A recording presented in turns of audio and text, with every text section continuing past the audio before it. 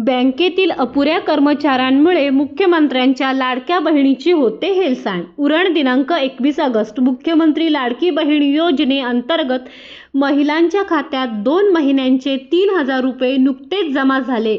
हे पैसे आले की नाही हे पाहण्यासाठी व ते काढण्यासाठी महिलांची बँकेत मोठी गर्दी उसळत आहे.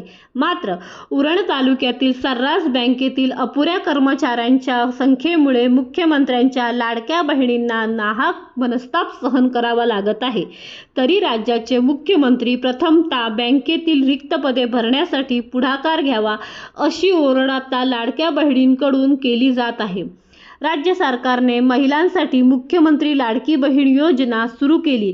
या योजनेअंतर्गत महिलांना दरमहा 1,500 रुपये दिले जाणार आहेत. या योजनेच्या पहिल्या 2 महिन्याचे पैसे लाभार्थी महिलांच्या खात्यात जमा झाले. आपल्या खात्यात पैसे आले की नाही तसेच हे पैसे काढण्यासाठी आपापल्या परिसरातील बँकेत मोठ्या प्रमाणात लाडक्या बहिणीची झुंबड उडाली आहे. मोठ्या प्रमाणात महिला आल्याने बँकेच्या व्यवस्थापनावर बँकेतील अपुऱ्या कर्मचारी वर्गामुळे देखील ताण पडत आहे. त्यात काही महिलांचे KYC नसल्याने त्यांना त्यांच्या खात्यात पैसे आले की नाही हे पाहण्यासाठी गर्दी होत असल्याचे दिसून येत आहे.